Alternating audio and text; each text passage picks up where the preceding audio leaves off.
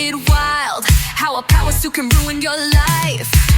Red hair, one stare, and suddenly you're rewatching X-Files every night. Jillian said, trust no man. Kate said, try women instead. She wasn't out, but my heart was in. Rachel with a sword, that was my origin. Ain't it strange how the canon forgot all the tension, all the heat, all the looks? We saw it, we felt it, we paused it, we yelled it. She saved the world, but wrecked our brain. She raised the dead and sparked our flame. She wasn't loud, but she was loud, and I was saying it proud. That's so Sapphic. Hello and welcome to That's So Sapphic. I'm Alexi Melvin. And I'm Jane Postlethwaite, and welcome to another episode. And we're very excited for this episode, aren't we? I'm excited. It's one of my, I have like a list of my Sapphic awakenings because you have many, right? There's one, but you have many that you realize were awakenings. You didn't really you did not at the time, but then you're like, oh yeah, I was real gay about that. So this is high on the list of those for me. I think we should call this episode the Rachel Weisz of it all. Of it all. Because that you've said that a few times. I feel. Really?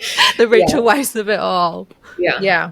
Yeah, I know mostly Rachel's work from The Mummy. 1999 film. I would say most of us do. Most of the Sapphics became highly aware of Rachel Weisz with The Mummy, yes. And I did a rewatch a couple of days ago and was very struck at how really there was only two speaking female characters in the entire film. There's one other female. I think she's kind of like a lady of the night in the cafe scene with the older pilot guy, but she doesn't have any lines. I don't even remember her. Yeah, you wouldn't. She's kind of covered up, but okay. Yeah, there's just two women, and that got me thinking: did that make it more gay for us because we had sole focus on just two women? It's possible. They made an impact. Because when you texted me that, I was like, oh, which is so weird because that's something I would normally be enraged about, the lack of me too. female representation. Yeah. But yeah, Rachel Weisz and Moon. Yes, because Rachel Weisz and Patricia Velasquez, they make such an impression that it's mesmerizing. They're hypnotizing. Yeah. So it's like they hypnotized us into being like, oh, it's not a problem that it's like 99.9% men. I mean, in the 90s and early 2000s, that's what films were.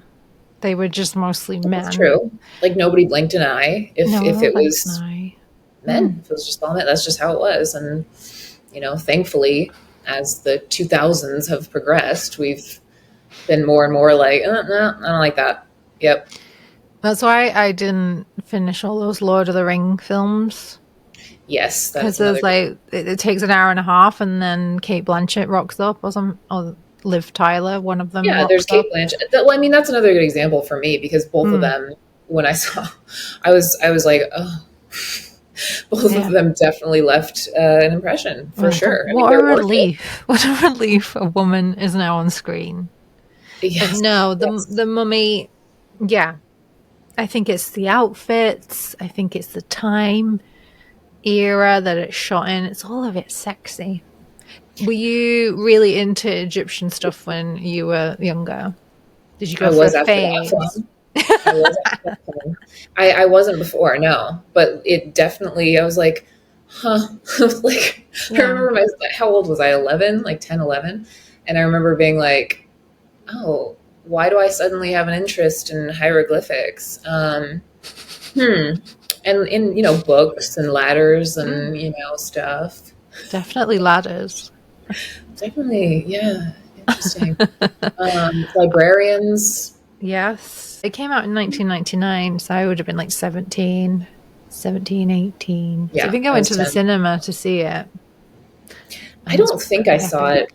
I don't think I saw it in theaters. I just remember watching it on repeat at home we had like a media room / office situation, and I would watch it. I would make my friends play Mummy with me, which is like, I was a little too old for that. Looking back, I'm like, why was I? But then I really enjoyed. Obviously, I would be Brendan Fraser Okay. every time. So you'd play the Mummy, the film, not Mummy. It sounded like you said, play Mummy with me. The That's Mummy. a whole different thing. The Mummy. Also, I don't say that. I don't use that if we're talking about like mother. Yeah. I'm American, so that's not. So we've got Brendan Fraser, John Hannah, who is a Scottish actor who plays the brother. Yes. Jonathan.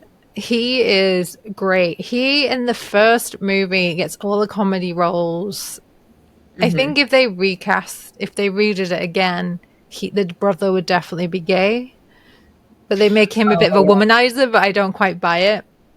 Nobody buys that. Nobody buys it. Yeah, John Hannah is a really good Scottish actor. He is in one of the Black Mirrors, one of my favourite Black Mirrors. Which one? Is set in Scotland. It's the one where the guy goes back to his home little village to do a documentary with his girlfriend. If you haven't seen it, please go and watch it because it's so good and so scary. No, I have seen that one. I don't remember him in it. Yeah, he plays the pub. He's the landlord of the pub, but he's really drunk because he's trying to drown out what happened. That's right. And then if you're a fan of that, there's a really funny UK comedy that ran from 2012 to 2014 called A Touch of Cloth. And he plays a policeman, and the whole thing is like a parody of police shows. He's really funny in that. But yeah, he plays kind of feminine in it, and yeah, he's kind of silly. But they make Rachel Weisz's character a little bit silly as well. Like Evie's a little bit, the way they introduce the character, she's wrecking the library. I think that's one of the reasons why Sapphics were immediately drawn to her, because they weren't trying to portray her as just the sort of like sexy female love interest. She's like, she's nuanced, she's goofy, she's flawed, she's a badass. She's the one driving, we want, sure, if you're a dude or if you're sort of not really paying attention, it looks like maybe it's Brendan Fraser's character, Rick, but it's not. She's driving. She's driving. She has got the arc. She's got the arc of the show where she ends up the confident badass that's always been in her, but it brings it out. I think it begins with when she wins the camel race. When she starts getting more brazen, you mean? No, when she wins the actual race on the camel. When's that? Do you not remember this scene? They start racing. Like all the dudes have the horses, and then they have to have the camels because they're right. So she wins. She wins over all the dudes on horses, and she beats Brendan Fraser. She wins the race when they're racing toward Hymenoptera when it appears. Oh yes, yeah. She's on the camel and she wins the race. She's You're the like, one. I want a woman who can win a camel race. Yes. I mean, against all odds, like there's dudes on, horses, and she wins on a camel, and she's a woman. So it's badass. She does cause, which makes me laugh. She does cause the shit to hit the fan. And that's funny too, because she starts reading from the book that shouldn't be read from, which then awakes the mummy. That's kind of badass as well.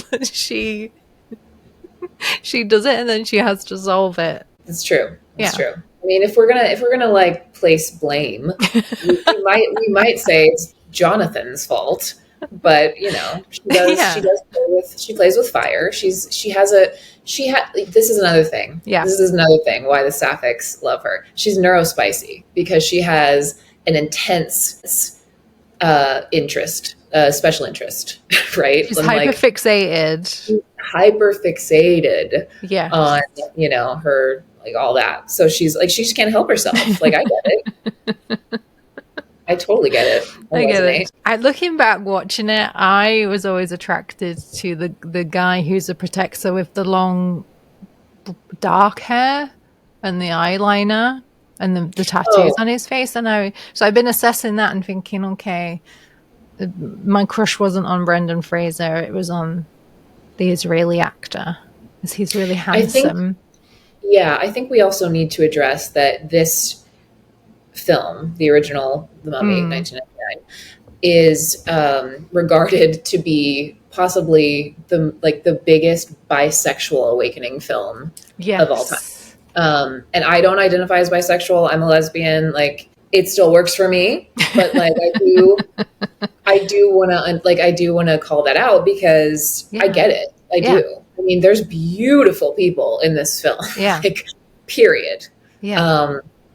And I was like, oh, his hair's very feminine and he's not too masculine. I think for me, it was always picking, if everyone else is picking a man, I guess I have to pick one out of the film. Sure. I have to pick one out of the boy band. I was going to say, I had my boy band era where I had to pick one out, and I always picked the one that I wanted to look like. So I get it.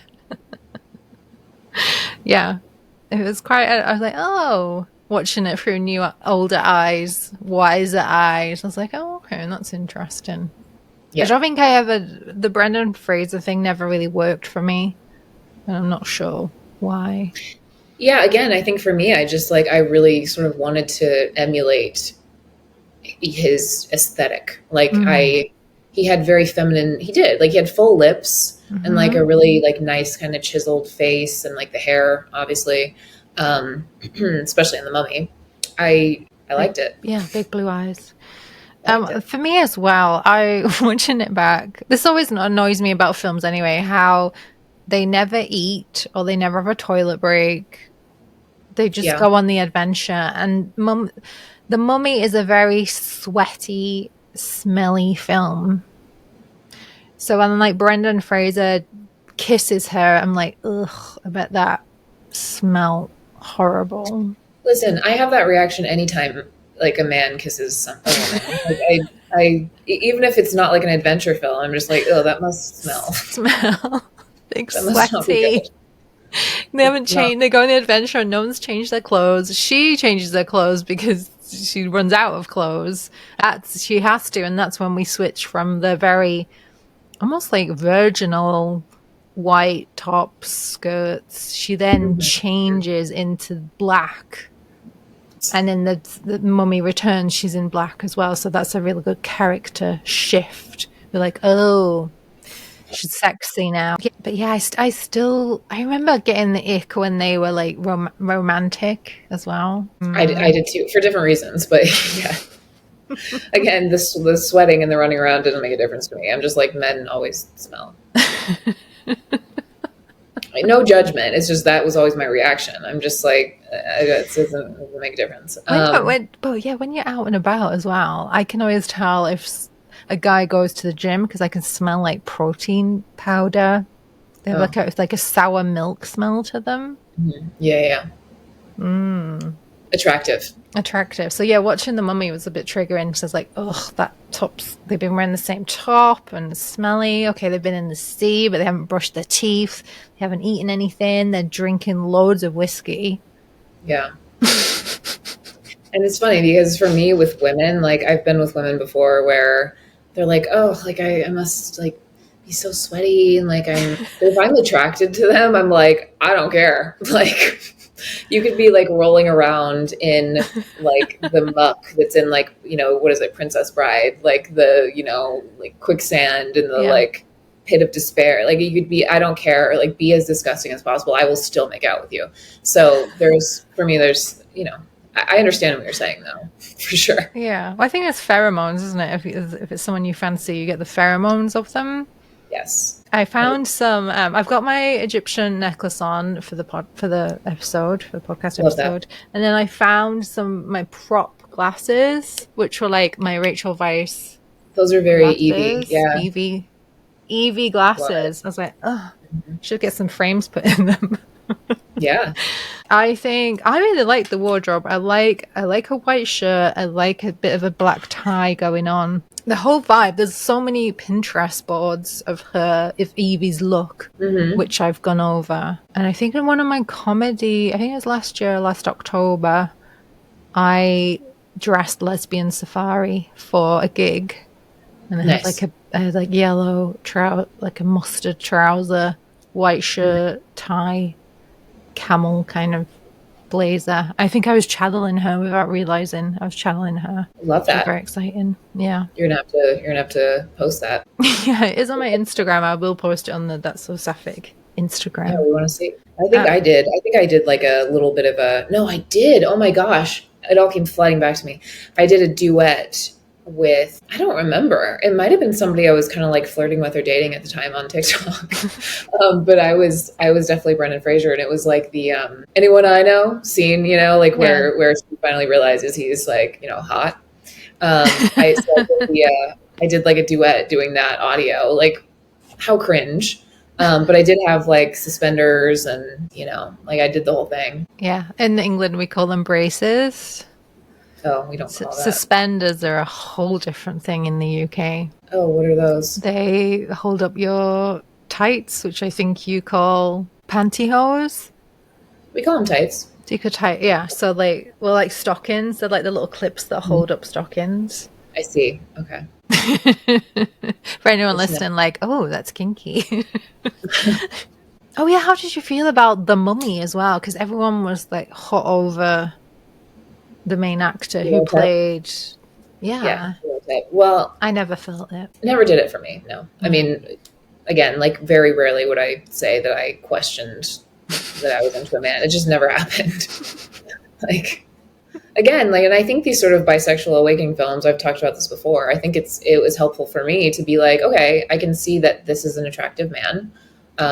No interest. The woman, absolutely. So it was there. Yeah. Well, let's go on to Mummy Returns, because I just finished watching. I've got like 15 minutes left. But yeah, I was struck watching them back to back within like a few days of each other. I was struck by how Evie has now gone full on eyeliner. She's going for it. Black leather boots to the knee. And she sword fights straight off the bat. She does. And she's wearing, I want to say pants, but I'm not going to say pants because of present company, like trousers. She's wearing no pants. She's wearing...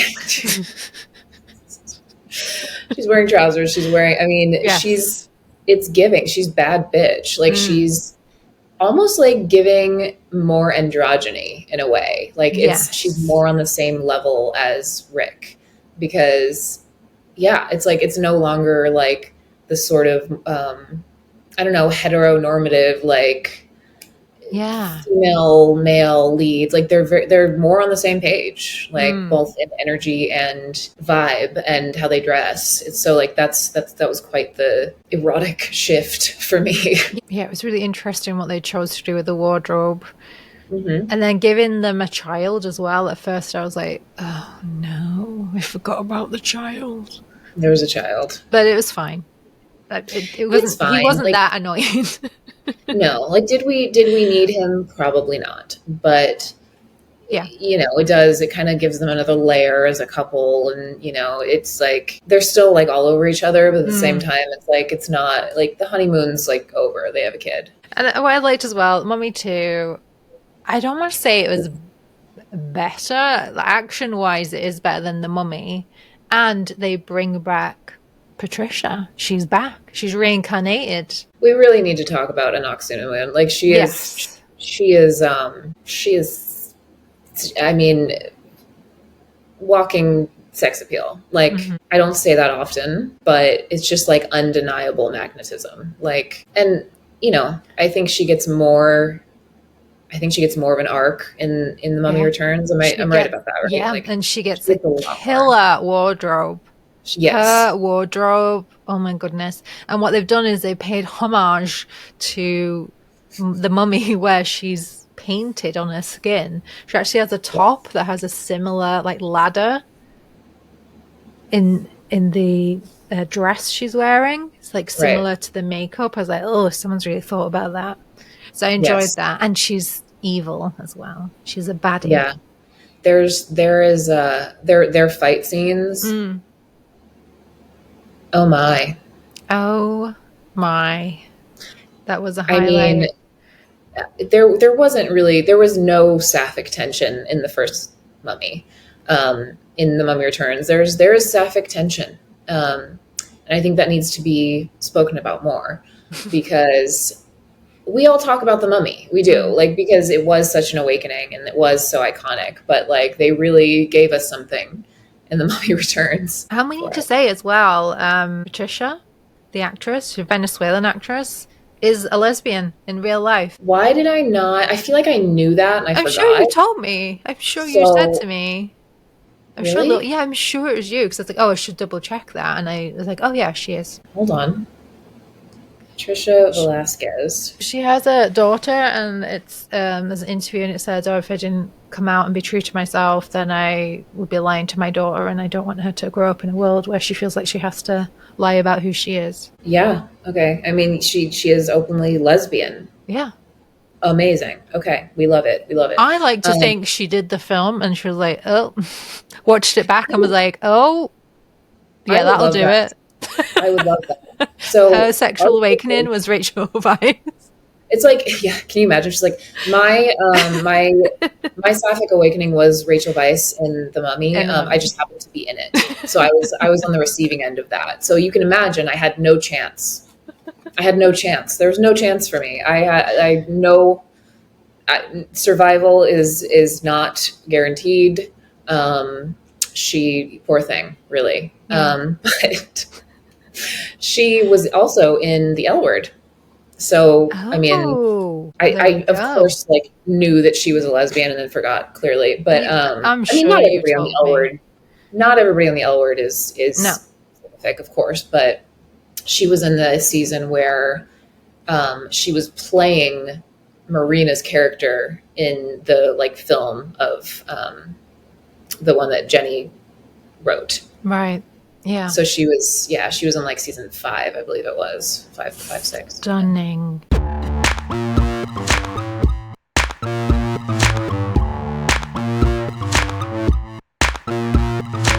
So another interesting fact I found as well is Rachel Weisz was voted number 1 in a 2008 vote, voted on by lesbians, and it was called Women We'd Love to Love. And Rachel Weisz came up at number 1. There's 10 people on this list. Okay, please read them. So I think you're going to be a bit angry. I'm not going to be angry because this was what, 2008? Yeah. Okay, go for it. So do you want me to go from 10 or do you want me to go 1 up to 10? Do you want me to go 10 down? Your call. Let's do from 10 and then we can work up. Okay. Number 10, Cate Blanchett. We'll talk about it later. Go ahead. Yeah, I know. I knew you were going to be furious. Absolutely livid. I'm not livid. I have thoughts, but go ahead. Alexi has just upturned the table and thrown a chair across the room. You muted because I'm throwing things. Okay, go ahead. Number 9, Catherine Zeta-Jones. Okay. Number 8, Emily Blunt. Interesting. 7, Sandy Newton. Oh. 6, Keira Knightley. Okay. Alexi is not excited by any of these. No, I just have so many thoughts. Keep going. Yeah, you do. 5, Naomi Watts. 4, Kate Winslet. Okay. 3, Minnie Driver. Curveball. 2, Nicole Kidman. 1, Rachel Weisz. Okay, I feel like this makes sense for 2008. I do. It does, because I don't think Carol definitely wouldn't have been out then. No, I was around. I was around in I was 2008. alive. I was no, but I was also around in the Sapphic Yeah. community. I was, obviously very young. I was a baby gay, but I was around, and honestly, like that would have made sense if I think back to, like What was out. who was being talked about. Yeah, exactly. Like Nicole Kidman was always on the top of my list. Yeah. So, side note, Yes. Tandy Newton, who actually is Tandaway Newton, that's her name. She re-embraced the name she was born with. I have a tattoo here that says Quiet Storm, Yeah. and she actually gave me that nickname. Oh my God. Yeah. It was, I like won this auction oh my God, I was in love with her. Like during Westworld, the Westworld era, which makes sense for, I think, when this list would have been a thing. Well, maybe this predates Westworld a little bit, but anyway, she's magnificent. So there's like this auction where you could have it was for a charity that she champions, and it was you could get a Zoom with her, and I was like, why not? It's for charity. So I won it, and we had a Zoom, and it was supposed to be maybe like a 30-minute Zoom, and we wound up talking for 2 hours, and she just really saw me. She's got to be, I think she's immortal. She might be angelic. I don't know what the deal is, but she just so intuitively saw me, and she gave me this nickname, Quiet Storm. And so she was very much also one of my Sapphic awakenings. She was in, especially Mission Impossible 2. Yeah. She was in, that absolutely wrecked me. But anyway, very much on board with her being on the list. How does one go about giving you a name? A nickname? How did that happen? Yeah. She just saw me. She saw who I was. She was like, "You're a Quiet Storm." Oh, okay. In context. Yeah. Yeah. So I was like, actually, yes, I am. Absolutely. Yeah. Knowing you for the short time, that is very you. Yeah. So she got that in a couple hours of knowing me. So I got the tattoo years later, but wow. So yeah, that was Tandaway Newton. Straying from Rachel Weisz, so sorry. But anyway, what a good story.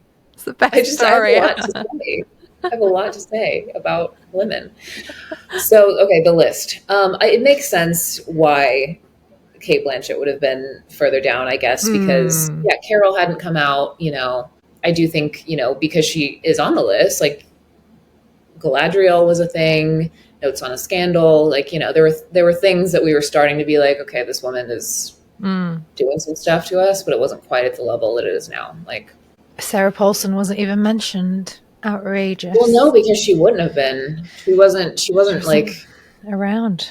She was around, but she was still kind of doing this sort of side character best friend roles back then. But yeah, what an interesting list. And I Googled it, and I don't know where it came from, that list. There's just an article about it. It never happened again. I don't know who these lesbians were. I can take a guess. I remember all of the sort of lesbian websites and the forums and I was on all those. So you were running them. Honestly, I was. CEO. I was not the CEO, but I definitely, anyway, I'm not going to talk about it because then people will search for me from back then, and that would not be good for anybody. I'm going to do that immediately after we start. Nope. Our digital footprint. I will just say I was around, but it was not this version of me that you're getting now. So. Just let it lie. It's gone. Just don't do it. Don't do it. But yes, Rachel Weisz definitely has stood the test of time in the Sapphic community for sure. Oh my gosh, yeah. I mean, the Mummy Returns as well has really strong character arcs for everyone, and the general thing is all about destiny and past lives and reincarnation and doing what our soul was put on Earth to do. Because then we have Evie, who's reincarnated, and we have Patricia, who's reincarnated. They didn't really explain how Patricia knew she was reincarnated. She just kind of is, just there. And I like the way the guy who runs the British Museum is like the bad guy as well. I enjoy that. Yeah. They just wreck the British Museum. Ruined. Right. Yeah, casually. But Brendan Fraser's character as well has a tattoo that we get introduced to where they had it done in the orphanage. So it's his destiny and everything's happening because he's supposed to be a guy who looks after the men, or, mankind. Sure, Womankind. yes. Yeah. There was a falcon in it as well, which I really enjoyed. The guy with the luscious hair and the eyeliner kept sending boyfriend, my boyfriend. My ex actually had hair like that before he got a bit haggard. I'm like, really? oh yeah, yeah. Makes sense. Was not really look like him in the face, unfortunately. But yeah, I was really enjoying the Bird of Prey action because they were sending messages. And it's like, I bet that's how Sapphics back in the day sent a message. That's how they sent messages. Yeah. They had to. On an owl or, falcon. Maybe if I send out a message on a falcon, yeah, it'll reach the right person. It'll reach the right Sapphic. Because there's loads of articles as well, which are really interesting about The Mummy and how it was a very bisexual film. And I think the genders don't really matter in The Mummy Returns too much. Doesn't Patricia, doesn't she do something where she then doesn't want to be with the mummy or something? At the last minute, I can't remember. Because I think she changes her mind. Yes. I need to rewatch the ending, but yes, she does. She's like, Evie has changed my mind.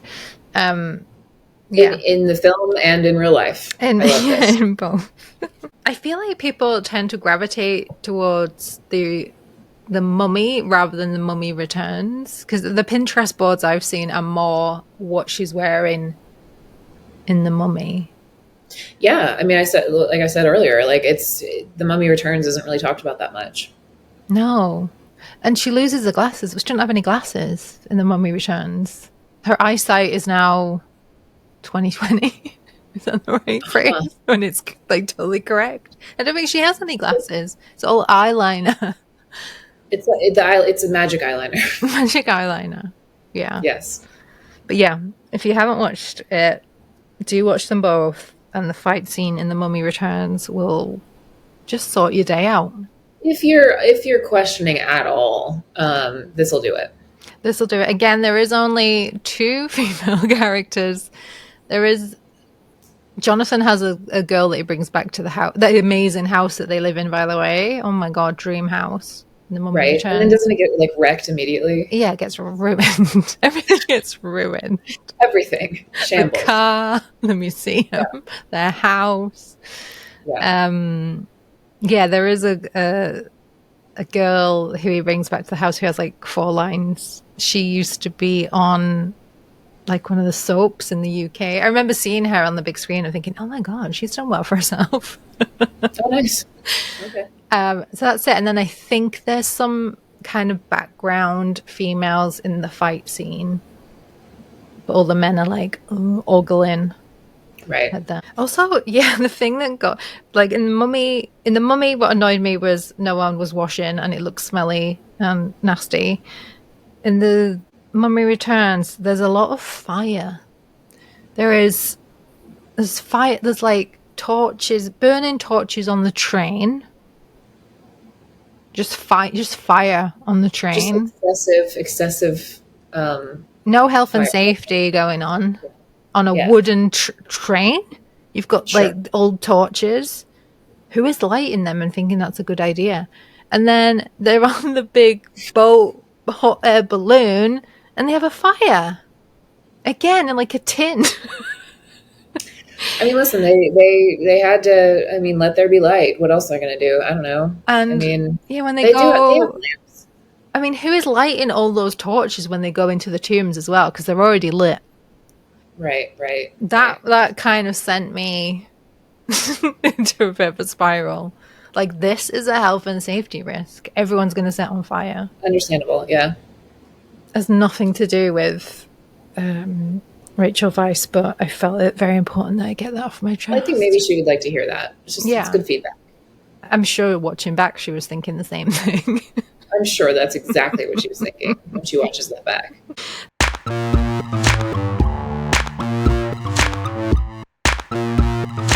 Now, this is controversial with you because I've mentioned it twice and you have thrown a brick in my face. Oh. The Tom Cruise, the Mummy film. Ouch. She's punching me again. You didn't touch it. You never watched it because the mummy in that is a female mummy and it's very sexy. I mean, that's nice, I guess. I will never, I am so loyal to the original masterpiece. Yeah. And I will fuck with the Mummy Returns, but like no. There's so many reasons, Tom Cruise being one of them. I'm just like not doing it. I'm not watching it. Do you have a thing against Tom Cruise? Are you boycotting him? Yeah, I have a thing against Tom Cruise. Many reasons. He's, Yeah. There's a lot of reasons. Also, I'm a Nicole Kidman, loyalist. Yeah. Mm-hmm. He lost me right then and there. Yeah. When I was researching Rachel Weisz as well, I was quite surprised to see that she was married to Daniel Craig. You didn't know that? I didn't know that. I haven't been following. Yeah, they've been together a while now. And she had a baby at 48. Isn't that incredible? If anyone was going to have a baby at 48, it would be her because she's a fucking rock star. Exactly. Yeah. No, amazing? I mean, they women, man. I mean, but they seem to have a good thing going on. I mean, she's spoken about being attracted to women. Like that's not. Yeah. I don't know if I remember back in the day, there were like articles and things of her having said she was bisexual.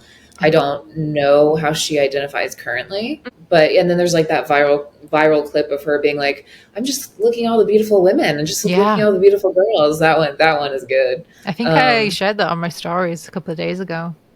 Everybody, like, people show that all the time because it's so iconic. And it wasn't even, it was a while ago. It wasn't even recent. It was just like her being unapologetically like a simp for women, which is just iconic. So my question to you is, have you watched Disobedience? Yes, of course. I have not, but I did. When I did a quick Google, it said there was a specific scene. There are some scenes, yeah. And she did it with. She leaned in, There was no like you believe that Rachel Weisz is into women. We love that. Yeah. Is it a depressing film? Yes. Yes. I know. I kind of looked and I was like, the grain of this film, it looks like it's going to be depressing. So I haven't got the bandwidth. I'll be totally honest with you. I mostly just watched the scenes that I wanted to watch for reasons. Fast forward. Pause. Yes. I think like I have seen all of it in pieces, but like I don't think I've ever actually sat down and watched the whole thing from beginning to end, which maybe I should do. But it is Sapphic representation. There is a very particular scene that is spoken about all the time that is both sexy and unnerving, and it's different. But it, should we tell people what it is if they don't know what it is? They'll know what it is. I mean, like, Google it. Oh, we can say Google the controversial scene in Disobedience, or if you want to talk, like, I want to hear you say it. Go ahead. I'll say it. Yeah. Rachel Weisz literally spits into a woman's mouth twice. Twice. This is before COVID. I wouldn't recommend you doing that now. Right. Yeah. It was a bit like, ugh, because I only watched the little scene, but if I'd watched the build up to it, maybe I'd have been like, okay. Mm-hmm. It wouldn't be my choice if we're talking about like, Sexy things.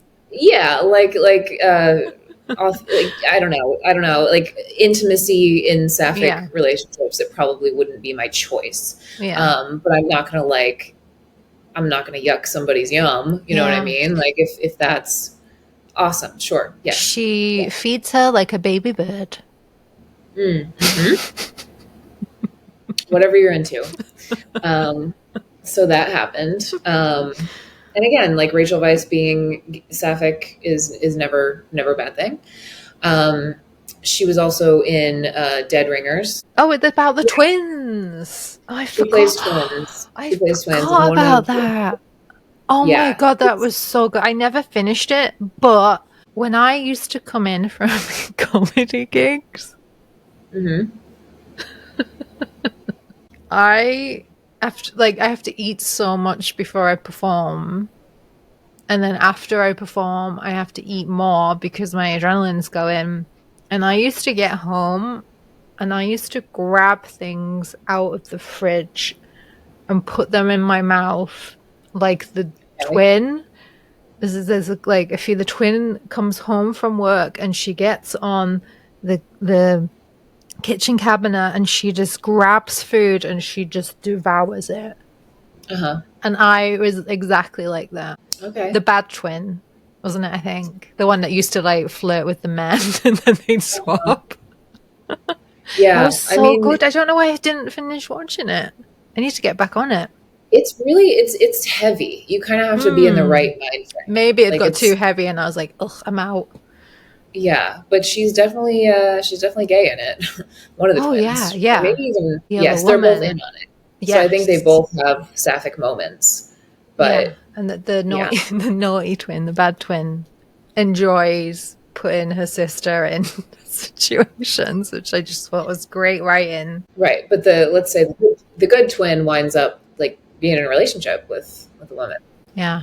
But the consuming of food and the way it was, I was like, oh my God, that is me. I remember just stood by the fridge and just grabbing stuff. It's like, oh my God, I'm just like the bad twin. I remember that now, yeah. If you haven't watched it, they're both doctors, aren't they? Are they midwives? Yeah. And they They're both. swap roles through the day. And I'm just calling her the bad twin because it's funny. Like the darker twin will like It's very Mary Kate and Ashley Olsen, like, but spicy. like there'll be a husband sat there and then they'll swap and then the bad twin will be like, I want to see your penis or whatever. And then they'll get really hot and heavy and then they swap back. Yeah, just at their leisure, they're just like Really funny, but very dark. it's really dark. I can't believe I forgot I watched that. It was only like 2 years ago. Yeah, I would like to see Rachel Weisz in more of like a sapphic rom-com because she's been in some dark sapphic shit. But I want to see her in like a rom-com. But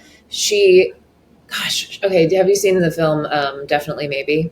That's a rom-com. And she has like she's one of there's like key women in it. And it's almost like How I Met Your Mother because it's like the kid is trying to figure out which woman is the mom in like the story the dad is telling essentially. And Rachel Weisz is one of them. But in her sort of like storyline, it's revealed that she had a relationship with his girlfriend. And then he winds up dating her. So it's kind of like weirdly incestuous, but she's clearly like, I don't know if she must, she's bisexual in the film. So she, without actually doing anything gay, she is a bisexual character. Yeah, because I had, when I was Googling this beforehand, this film did come up and it was like a lesbian article. And then someone had said, I refuse to watch Definitely Maybe because Ryan Reynolds is in it.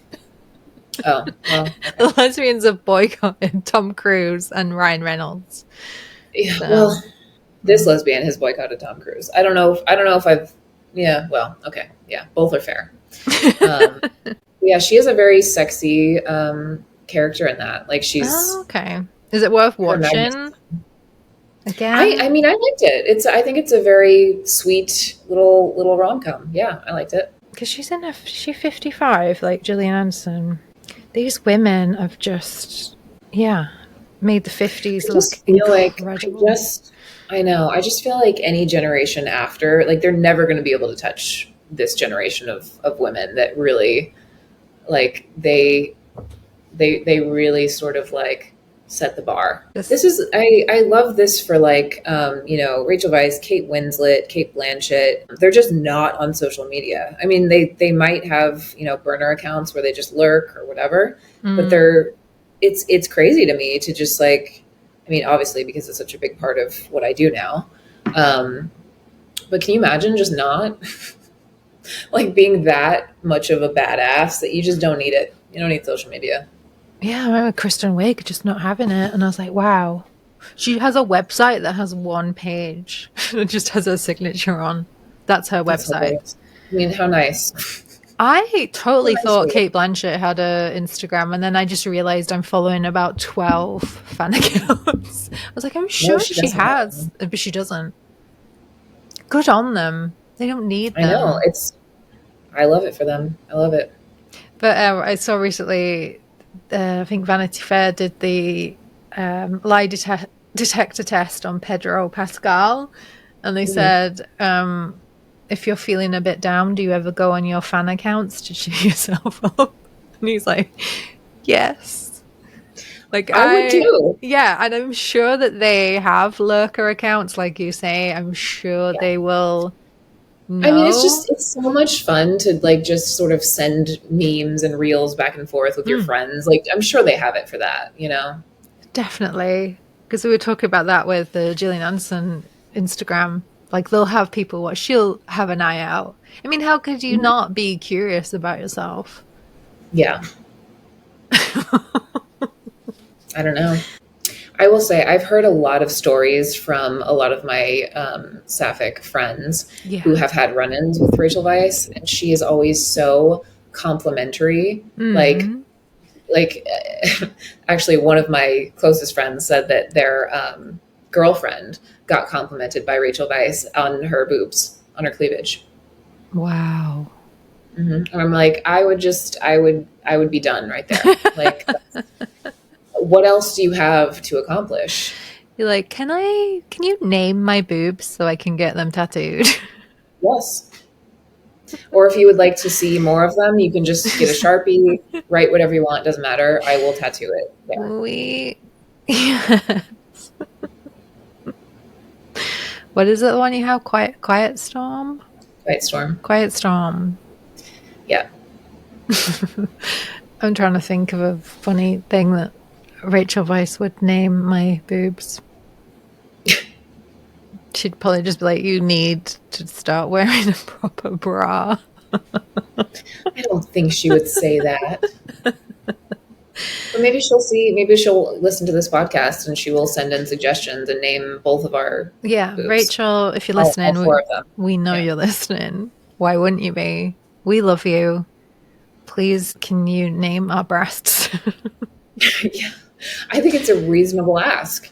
Mine are currently tattoo one or both of them. Yeah. Mine are currently, one is behind my back. I don't know where the other one's gone. That's the situation I have. You have to go find them later. I'm concerned. Yeah, they'll be down the back of the sofa.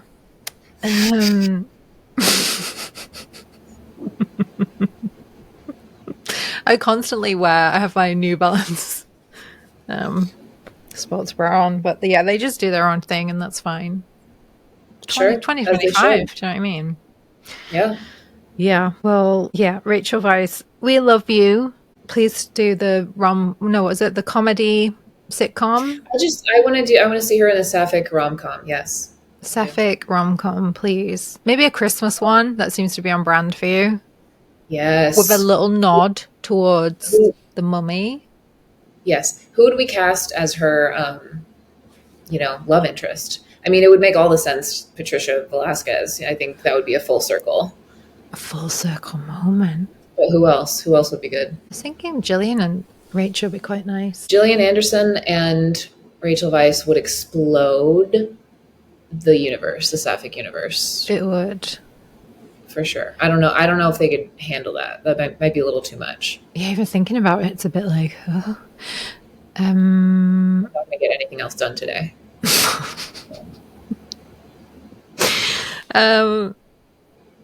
What if we did Nicole? I think, yeah, we could do that. We could do Nicole. There just needs to be an energy balance that makes sense. Yes, what character they would play. I mean, we could do a whole other episode on this. Oh, and we will.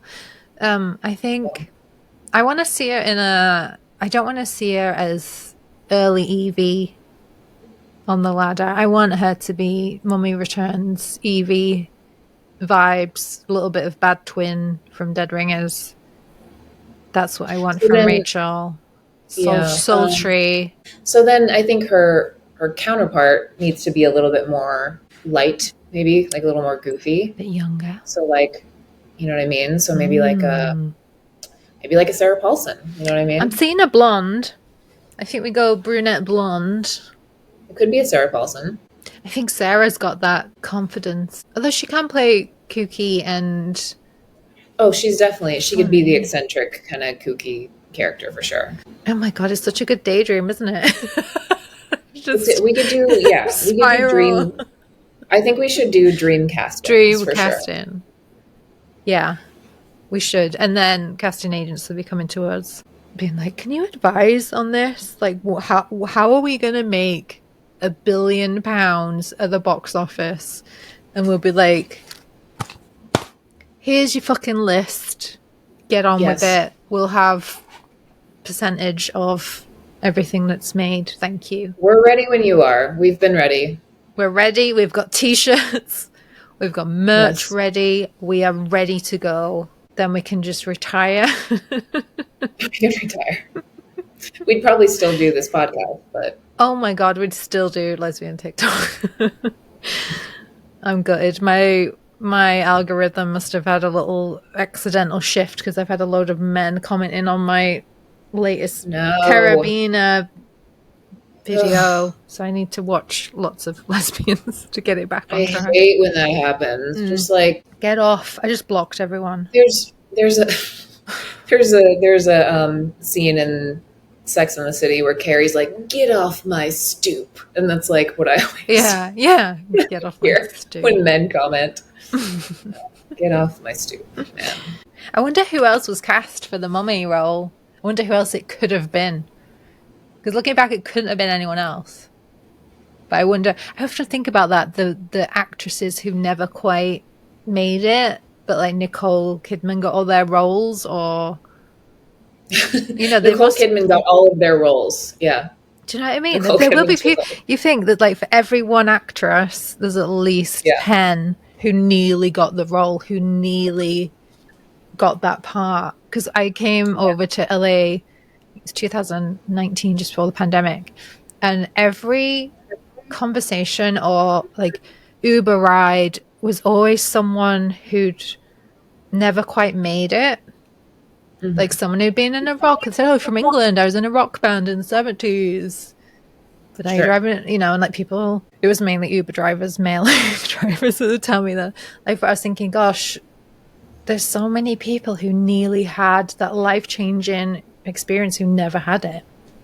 Yeah, absolutely. That's why LA is kind of like so haunted, because there's a lot of sad stories. So haunted, yeah. Well, I think that's wrapped it up for this. There'll probably be more Rachel Weisz. Oh, there will be more episodes at some point. But yeah, let us know what you think. Which one's your favorite? The Mummy or Mummy Returns? Get in touch. DM us on That's So Sapphic Pod on Instagram. You can email us, that's so sapphic podcast @gmail.com.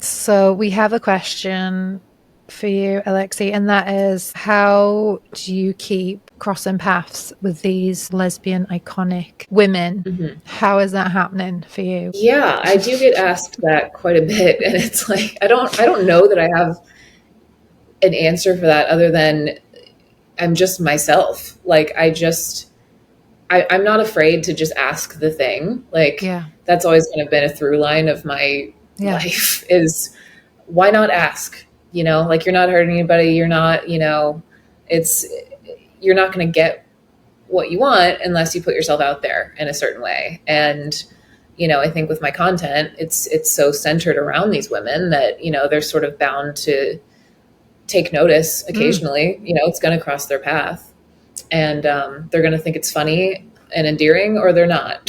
So I think you might as well. You're still in the same position, even if they say, like, if you ask and they say no, or you're still in the position you are now. So I think that's really great. But I think we discussed it on the podcast you did with me for All the Terrible Things. We were discussing the different people who do like our videos. I think I had someone from one of the Real Housewives franchise. I've had a couple of footballers, female footballers lately. So I think just there isn't that much content still, I would argue, from Sapphics, from lesbians. So I think it comes up, and we're consistent with it as well. We're putting content out every single day without fail. We don't really get paid for it. You only get paid if you're over a minute on TikTok, and my videos are 6 seconds. So we're putting out this content for free because we love it and we're passionate about it and we want to make people laugh daily. Yeah, and it's a version of, Jamie Lee Curtis is the queen of this, but like being a hype girl, like I'm just an unapologetic hype girl, and like I have a very specific brand of humor, and some people are going to resonate with that and some people aren't, and that's fine. But when I'm sort of championing these women, it's lovely when they take notice and opportunities come up, Yeah. So you never know. I was super shy about putting myself on social media, and my New Year's resolution this year was to go bigger. And for me, that was to do Instagram, which is it's terrifying to put yourself out there. But I've seen so many memes lately, and it's like, one thing on your deathbed you won't think is, I'm glad I was never cringe. Like, you're just not going to think that. So just be cringe, put stuff out there. I'm so cringe. Me too. I think, and on that note. But yeah, send us more questions. We love reading them. You can send DM our Instagram, or you can use the email that I previously mentioned. And we've got so many more episodes lined up, and we're really excited for you to listen to them. I think you're gonna love them.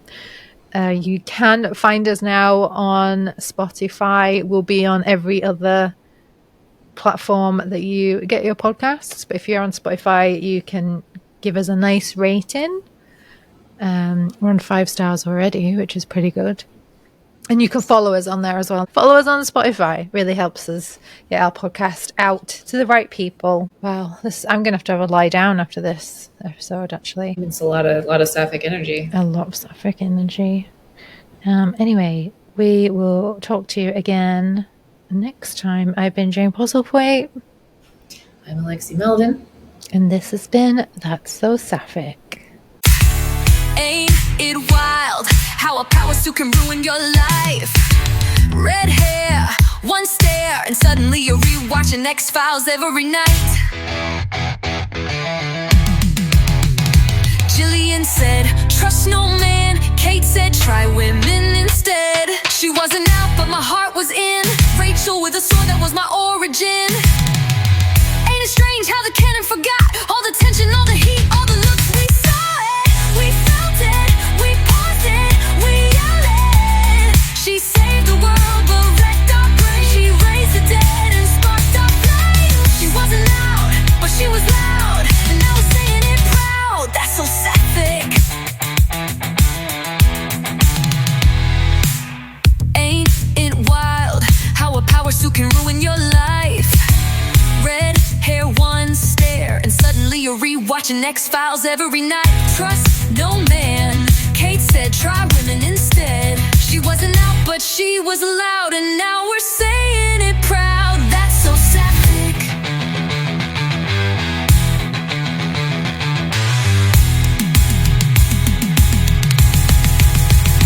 She wasn't out, but my heart was in. Rachel